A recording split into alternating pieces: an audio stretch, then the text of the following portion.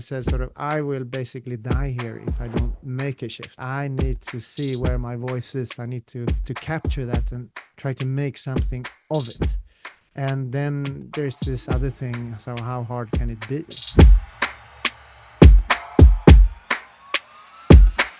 Welcome back, everybody. Rich Brubaker, founder of Collector Responsibility, here today with another episode of the Mission Driven Podcast. Through this podcast, I'm speaking with people around the world who are entrepreneurs, nonprofit leaders, the ecosystem of mission-driven individuals who are trying to use the power of entrepreneurship, innovation, and the ecosystem to solve the problems that we face. And in this episode, I'm extremely honored to be joined by Carl Eneroth, who is a documentary filmmaker and founder of the Stockholm Social Innovation Lab. His work emphasizes on sustainability, democracy, and climate solutions, trying to capture the changemakers who embody the change they wish to see in the world. So, Carl, thank you very much for taking the time to join us. It's really great to have you share your insights and your expertise. Thank you. It's great to be here. Thanks for reaching out. So, as a starting point, who are you and what is the mission that you're on? Well, Carl Eneroth, my name, based in Sweden, Stockholm, and I've been on this journey for 30 years, somewhat, and trying to capture the geist of sustainable development. And then for the last 8 years or so, I've been into filmmaking, using then films and podcasts to get the story out there that could engage, and getting the creative industry into the sustainable development phase, which is not only facts and figures, but also a story that could move people, and starting with moving myself then into this. And so what inspired you to get into the space to begin with? Like, why pick up a camera and learn to tell a story? Why get into storytelling itself? And then, I guess eventually in 2016, setting up the Innovation Lab. Well, I was working at the Stockholm School of Economics on their as an online program director in the executive education part. And basically, I had many ideas that I couldn't really get through the system. So I thought, well, I could do this on my own. But the starting point, I guess, was the 2016 election, when something just shifted in the world perception of what is right and wrong, what is news and not news. And that was completely new. And the idea was then, well, the big leaders might not be able to solve this, where I was at the time. And I said, okay, I will try to make a contribution to this. And the format I found so inspiring and moving was the moving images. And I went to a course, sort of 8-week course, to learn how to make storytelling. And with no formal education in this, I just said, yeah, let's do this. Let's try it. And it worked. I'm curious, like you go from a business school doing online into jumping into the space with an 8-week course. Like, what gave you the confidence to make that jump? Or was it just, I'm tired of doing this, it's like, I have to make this shift? Yeah, I think there are two things. One is something you mentioned. I said sort of, I will basically die here if I don't make a shift. I couldn't motivate myself. From a sort of living existential point of view, I said, I need to see where my voice is. I need to capture that and try to make something of it. And then there's this other thing. So how hard can it be? Of course, it's very difficult, but I didn't see it like that. I will make my mistakes on the road here and see where that will take me. So I wasn't afraid of anything. And I think I also have this interview style, which was very worked very well with documentaries, because that was, I was inspired by people who were doing these micro documentaries with basically one person, one camera, and they did everything. And so by doing that, by just being one person, which I am then, the ones I interview realize it's only me they're dealing with, not the camera crew, and they don't know where things will go, but it's only me. And that opens up for a more confidential kind of conversation, where we together can come to a place where neither I or the other person have been before. And I think the basis of that is really how, like you're doing here, like you're telling a story, you're listening, and then you build upon what is being said rather than being prepared before. Because if you're prepared, it's very difficult to be an actor, but you can always be yourself. So if someone is listening and really listening to what you're saying, that in turn will, and everyone has a story. So I think that is part of the secret why it's possible to do, just sort of strike up a conversation and be really attentive to what is being said. And then the stories will emerge if you know what you're looking after. Was there a topic or were there stories that you immediately knew you wanted to tell? I mean, you talked about being interested in kind of these documentaries, but what were some of the early stories you were trying to tell? And how did you think you make a career out of that? I mean, you've clearly done well, but at that time, like if you're trying to tell like a social environmental story, that business model may not have been so clear. So how did you look at the stories you want to tell and how do you think about in the context of like this could be a career or this is an actual path for me long term? There are then two ways of doing it. So one is the bread and butter, the things that pay off. So that would be a presentation, that would be commercial, that would be a case study, that would go out in a company and explain what it is. And those you can get paid well for a very short of piece of time. So that will then pay the other ones, which are the documentaries, which will take enormous a lot of time because that's an artistic feeling and you're exploring something together and that could take 2 days or it could take 3 years. So that is one thing. And the topics I went for, sustainability, as you know, are three parts. It's the environment, is the social, and the planetary, no, sort of the economic things. So I was just making sure that first I didn't have an office. I didn't want to have an office. I wanted every day to be new. So I had to go into different places and meet different people, making sure that I was confronted with new situations all the time. And of course, I could be lonely sometimes, but then I had to make something out of that. So I will sort of contact someone and just put myself in insecure situations. So that was one thing. And the first one I went for, there was coincidence. I usually sort of make out a story of anyone I'll meet is a potential story. So and not having any preconceived ideas of what it will be, just let the story come to me by listening and going. So the first one I went for was for Friends, and Friends is an organization it's called anti-bullying, probably a school thing. So as you know, people who are being bullied in school, where it usually starts, it's not that they do the wrong things, they are wrong from the beginning. And that is very hard to sort of navigate in. What, I can't do anything. I'm the person who is wrong. So I met this young woman, was about 28 now, and she had turned into boxing. She was almost as tall as me and had been bullied at school. So we went back to her school, and I remember this first shot, and I said, okay, I can do this. We went into the gym and she started, and I went up, climbed up into one of these things on the side and filmed her from the top. And she started boxing against her demons in a way, but in the square or the rectangle of the camera. So she was sort of fighting her demons in a closed room. And I thought, this is so powerful. And then we started off, we went also to her boxing where she sort of learned how to box. And I was standing behind one of these sand things. And she punched like sort of, it was an explosion. I was right behind it. And that kind of emotion was so palpable that well, it was very emotional, and I didn't know what I was searching. But after a while, I'll now come to the point, sorry for being a bit long, is that the first film was about fear. It was overcoming your fear. I didn't know that, but this person helped me come in contact with my own fears. And the next one was about finding your inner voice, and then finding your inner beat, and then finding.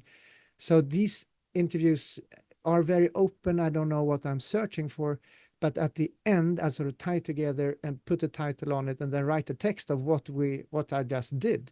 And then I realize, this is what I was after. Sounds like you really approach it from the human being first and try and figure out the story later. But do you ever look at it the other way, like this is the world that we're in, this is the environmental condition, and then go search for the people who are being impacted and telling that story? Like, how do you weave in that approach to the topics of sustainability, which can be quite large, quite global, quite intangible to the average person on the street? Usually, after a while, after doing film after film after film, that's what that it usually helps if you have a direction. I didn't have a direction in the beginning, but now I have more of a direction. And these ideas that we talk about in the sustainable development conferences is what happens in the outer world. But there is very little what happens in the inner world. There are other conferences that talk about that, but they're not in the same place. So every person, I sort of look at the world in a sort of holistic way. So I'm not going anywhere. I'm already there where I should be. So everything in a holistic sense is the story of everything right here. What we're talking about has everything, the story and the future and all the dimensions are already in place. So I just need someone who could talk about that, who could lift it out and formulate it. And as I know very little, I need others to do that for me. So what I'm talking about is my perspective of the world, and that really helps to get the conversation going, which is candid, which is true, which is everyone's a star because they have their own story. Do you approach your own documentaries with an idea for what the outcome should be, or are you just asking questions and trying to document that, and then you come up with that later? Like, how do you approach kind of the impact or the goal of the series that you're working on? I think it's just to follow along, but also try to get behind the creative process and be a bit provocative, following with um, and trying to also to get an idea of what it is like to be at the place where we're seeing. And that will then be what I'm interested in. And I will then try to see the audience. I will try to see the single choir member who is taking his or her time to get to this place, what motivates her, and put that into a sequence. So a lot of it is happening on the editing board when you put the story together. So if it's takes 1 hour to film, it takes 3 hours to edit. So it's a 1, 2, 3 thing. And that is really the art of it will appear then, but then you need sort of good music. So as you can see, I don't want to have a clear idea. I want that sort of story to come to me. So I just need to be where the energy is. So when I feel the energy, people are pushing or people are standing by the side, I will sort of try to approach and try to get people, try to be part of the whole thing. And it's also another thing is actually which I really like, to immerse oneself into a culture. So the culture is not spoken, but it's felt. So how do you approach that? What happens between things? People might be performing, but the real action happens in how you view each other, how you stand each other. The middle part makes up the whole story. This is where the tangible things actually happen. So you can, if you search for that instead of the objects, you will see how people are related, the hierarchies, who likes whom, what gets this together. And that's also a feeling they need to accept me to be part of it. So usually in the beginning, I'm very silent and not wanting to take over, just sort of feeling in. And suddenly there's an opening. There's someone sort of want to take contact with me, and I'll start there. And sometimes you need just to go in and break the glass barriers. You need to provoke the system to see where it's not functioning. So there will be a reaction to that because they're scared or nervous or whatever, and they will sort of fly out at me. And that is also an opening to sort of see. And if I can turn that conflict into something else, I will have a friend there who will then open up other doors. So everything that sort of plays out, it might be good, heartfelt, or sort of hard and angry, but everything is part of the emotions that are in place. And that is really in focus when we come to performers. That would be even more intense. It sounds like you're really curious about the projects that you develop, but then you also have like a corporate end of this where you work with brands, you work with large organizations. Is there a balance that you need to keep? I mean, you've got the entrepreneur side of I need to keep the lights on, I got to pay my staff, I have to keep the income flowing against the artistry, which is these are the stories I want to tell, this is the impact I want to have, this is the journey, the curiosities I want to explore. Like, is there a balance for you?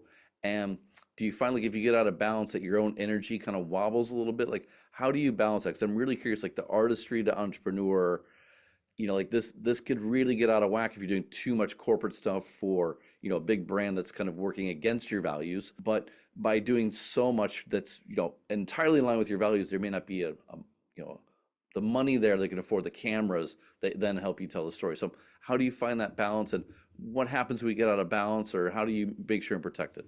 I think that is something that has developed over the years, that in the beginning, I sort of ended up with projects I really didn't want to do, but I had to take them because I had to. And then I sort of said to myself, I will not do this again And then I realized this was more of a perception of what was happening than what I actually did. So for me, it's either if it's sort of corporate world or sort of the arty farty seems a bit more engaging, there is still a logic to be learned here, which I think is really interesting. People are placed in a logic that makes sense and that is fit for purpose to do things, and people do amazing things with a logic that is perhaps not mine, but that can be learned, and that makes every situation interesting. So now it's not either or, the artsy contra the other. It's just what kind of logic is in place here, and that is another kind of music to that. Although it might be dry, it might be rational, maybe to the point, and not so emotional, it's still a logic that can be learned. And when you get into the minds of these people who might be sort of dry at the outset, there's a logic to it. There's a beauty to it, how they sort of confine it. So that is how I try to shift it. A little bit bigger picture, what do you think the role of storytelling is in, say, a COP29? Like, how do you, through the camera lens, through the interviewer's position, how do you bring life, or how do you bring insight, or how do you bring, like, bubble out lessons and kind of the emotions of that moment? Like, I know you do a lot of events, you work with a lot of group, like, how do you capture that? And, how powerful can that be when you get it right? Yeah, I did. We had sort of predefined questions that someone else had written. Very good, very to the point questions. But when you had, I remember one interview with someone from UNHCR, sort of the sort of displaced people. She had written a report, and she got questions related to that report, and she was just delivering point by point, and really sort of reading. She has written the text, so she was reading the text out of her mind, and it came out as a text. So we did the first interview, 15 minutes, 10 minutes, and I said, okay, let's try something else.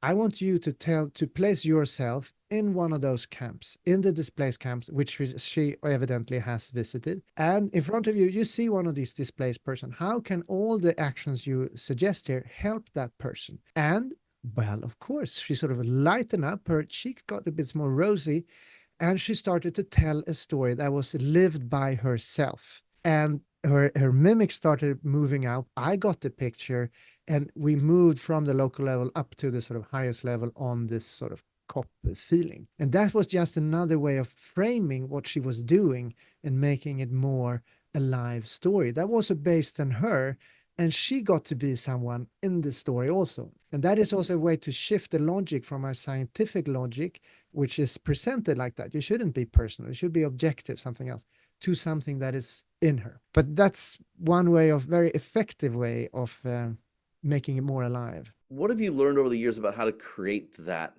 condition where someone, like, okay, here's the human story, and they open up, and you're like, that's what I was looking for the whole time? Because I feel like if more leaders could do that, or more people could do that in general, we'd actually be we'd be really bringing more people into our stories. So what have you learned kind of behind the lens, and how to coach people to open them up? Yeah, at the same sequence, a few hours earlier, I had spoke with an executive, sort of Goldman Sachs executive person, a very charming person, and we did the same thing. So he got the questions, he asked them in a good way, and I say, okay, let's chuck the questions and let me interview this person. And what I wanted was the personal story. And when he then started, was a he in this case, stopped representing something else, he started representing himself. Then he could be more free in his own personal views. Of course, he was trying to navigate and sort of seeing what he was where from. But also, when you get into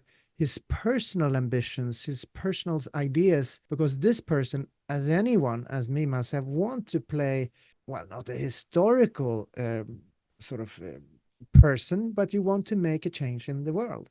So if you tap into that, how these people could be a change in the world by the way they see it and how they perceive how a change could really come to place. I think the big shift is basically go out of the area where they're representing someone else, like a company, and go towards the area where they represent only themselves. I think that's, if you want one thing, that would be probably. What's the relationship to the emotion and say the time that you have in the final delivery? Because oftentimes a clip can be 15 seconds, 30 seconds, not more than a minute on a lot of things. So do you just cut to that emotion when you're doing this stuff, or actually is the transition between kind of cold, hard into warm and rosy cheeks, is that part of what you're going after? Like it'd be very easy just to present one side of it when actually there's two sides to that story. So how do you then approach that when it comes to the edits and to the actual final products? So you want to find, as in any good story, you will hear a granny tell a very good story, but there's always a conflict in it. So you search for the story. Everyone who has an audience, everyone who could sort of speak with someone and they will make a reaction, has already figured out how this works. But when we then step into a professional role, that suddenly just disappears. That's not sort of wanted. So you search for the conflict, and there will be a conflict in what they're saying. Or if there's not, you have to present the conflict. So there would be some kind of glitch, something. And laughter or emotions, as I perceive it, is a way to overcome and neutralize those imbalances. So by presenting imbalances, you sort of give it up, you set the stage for an emotion to appear. And it doesn't have to be sought for it. People don't have to cry or sort of make that kind of emotions, but you sort of go for the conflict, and that in turn makes it interesting. So sorry for the UNHCR or the Goldman Sachs executive.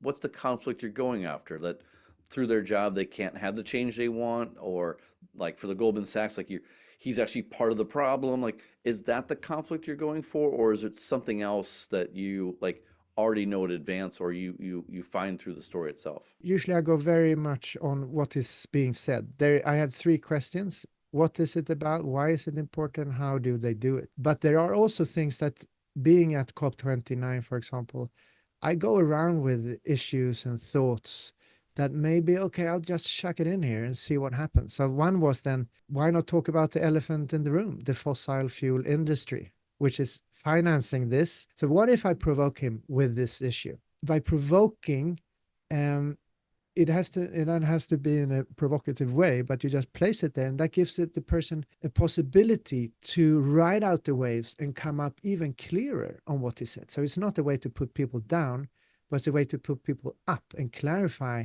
an issue. I try to be as open as possible and try to use my own intuition, because that will then, instead of having predefined questions that, oh no, you said that, but let's move on to the, I'll work with that and see what pops into my head. And the people I'm talking with will see that I'm actually building on what they're saying. And that's an energizer for both of us. So this Martin Buber thing, that we are actually come into existence when we see each other without any preconceived ideas. This is sort of the basic ground level thing of I'm being seen by others by seeing others. So it's on an existential level, and it works with everyone because everyone wants to be seen as they are in the moment. So actually, I'm really curious. Like, when you're meeting all these different people, do you know who you're meeting in advance, and do you have any time to like think about who they are or what that conflict might be, or if they're too stoic to how to break them open, or have you just learned literally like, hi, my name is Carl, and like you can work through it in the first 30 seconds? Yeah, more of the latter. As for this interview, for example, I haven't prepared at all. It's just because I'm confident that something will turn up. So I really like to be, well, of course, I need to so know their homepage and what their name are, and then that's it. Because people on the other side of my camera haven't met these people either. So if I don't have any idea who they are, the people on behind me will have the same experience. So listen, tell me, what are you all about? What is this, as you were doing with me? What are you into? And based on that, I will sort of come to go in different ways, but not putting people down, but trying to highlight what they're doing, but also provoking a little bit. But then, of course, if you have done 600 or 800 interviews, you are fairly sort of up to speed with, you look at people when they look away, and okay, they look away, why is that important? What are they searching for? You can always sort of trick is when you see their eyes going To the right, that would be your left, people are making up, and to the left, they are looking, they're sort of trying to recall something.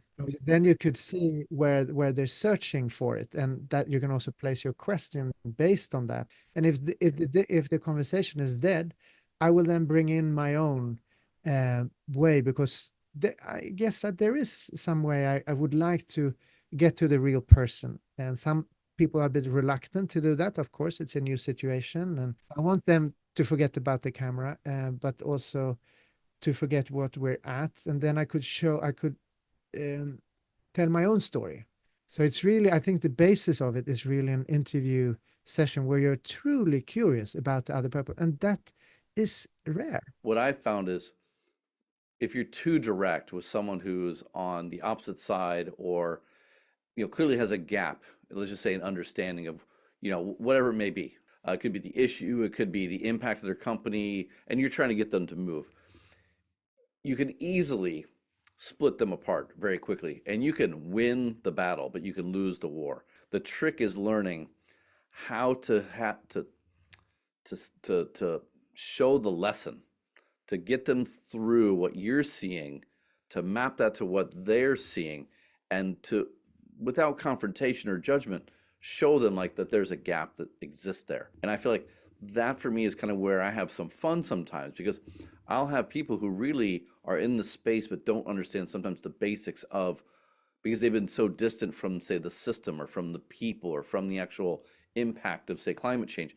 They'll talk about it in a very hyperbolic situation that's globally presented in the news on a regular basis. Be like, do you know what's happening on the ground? And then you can have conversations around that. You can share your experience, and that helps them, without judgment, understand like, oh, I don't know enough, or oh, I didn't consider that, or hey, actually together we see things 80% the same and 20% different. But there's a great conversation. There's the ability to bridge a gap between someone who normally wouldn't talk to you for very long, or would kind of give up because they're like, oh, you're on the other side of this. That's very common, and people, including myself, will get very upset because people don't understand my point of view. And so after having a few of those conversations, I said, okay, I have to change strategy. So one thing I realized I tried actually in COP29, we went to a visit to the harbor. So instead of sort of beating at them with the oil thing, so the sort of idea is to shift the playing ground,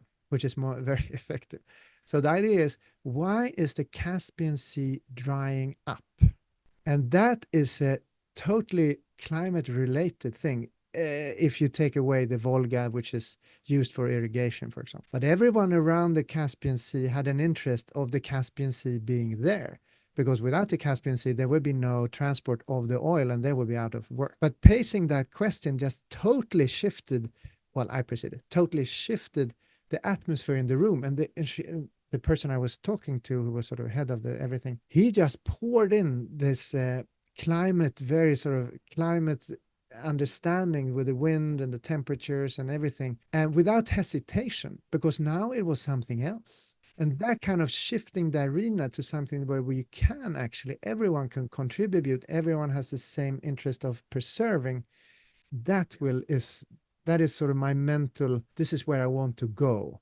Backing up a little bit, are there formats, mediums that you feel do this better? Like, is video better? Is photography better? Is audio better? Or is it just dependent upon what you're trying to say? Like, how do you view the different formats, and like, what do you find for each medium? Or is there one that is consistently, it performs well, it evokes emotion, it evokes action? Yeah, that's always a challenge to see how we can reach across. I think the length of it is there's a preferred one, which is, well, I like sort of the longer ones, because then you can tell a bigger story, but that then takes more time. It's preferable if you know the audience, you can then play back to that and see this is probably interesting for them. And if I'm a sort of white person in my mid 50s, that will then be different, which is not a teenager, which have their problems and their things. So I need to be aware of that also. Who am I talking to here? But sometimes you don't know, you're talking to everyone. So it's difficult. It's a difficult question, I would say, because it depends on so many factors. But then, of course, if you want to social media, it should be short because people don't have any time. But there's also this podcast that goes on for 3 hours and people listen to them because it's sort of so high class content. So it doesn't matter. It could be uninteresting after 10 seconds, or it could be really interesting for 4 hours or 8 hours, depending on. So I think it's not given that. Then, speaking of difficult questions, if you were talking to an aspiring storyteller who was sitting in a cubicle thinking they're going to die of their current job, what advice would you give them to get the confidence to make the jump? And what are some steps along the early path that would help them ensure that they maintain their creativity, they keep that power as a storyteller, and they have a future as a storyteller? I mean, the different parts here. So one is, of course, if you want to go at it for a long time, you need some kind of revenue. So you need to find a way. Either you work with something else and do this on a part time, but there has to be some kind of a commercial model, and you have to need to find a way to get paid for what you're doing. So that's the one thing. I think one shouldn't mix up with that. I have this artistic idea and no one understands it, but it's more, what if I can learn from these other commercial things to be even better with what I'm trying to do commercially? Because someone said, no, there has to be shorter, faster, need this and that, you need that, and that I can use in my artistic things also. So that is first thing. And then from a personal level, I think you need to do it every day. It's not that, oh, I'll do it when I feel like it. No, no, you do it every day. And if there's no one paying for it, I'll do it anyway because that could open up for something else. I could do something for free because that gives me marketing. That will open up a door to someone I want to meet. And later on, a year later, I will be able to come back and sort of harness that, or they will contact me. So every day open a door, and I think that's what people do who gets anywhere. They do it all the time. That's fantastic. First off, doing it every day. I mean, the editing, 3 hours every 1 hour. That's a tough one for me. I still do my own editing. Two, knowing when to give up. I don't. I've been looking at this and I'm just like, you know what? Even if I reset my expectations and I'll reset my time a little bit against some of these issues, but I'm like, you know what? There's value here that may not be understood right now. But I guess that's kind of like assigning, like your time. You got to go make money, you got to pay bills. So I thought I could do this full time. Now I'm gonna do it at halftime until it's ready, and then go back to it. And so yeah, you sometimes you win, sometimes you learn. Yeah, and if you see it like that, you're never losing. You're never in a bad spot. If it's a hard, yeah. So that's also a way to motivate yourself, and also to find those. So remember, what is it that brought me in here? What am I trying to do? Where are the energy fields that will get me going? What kind of conversations, what kind of situations did I recently find very inspiring?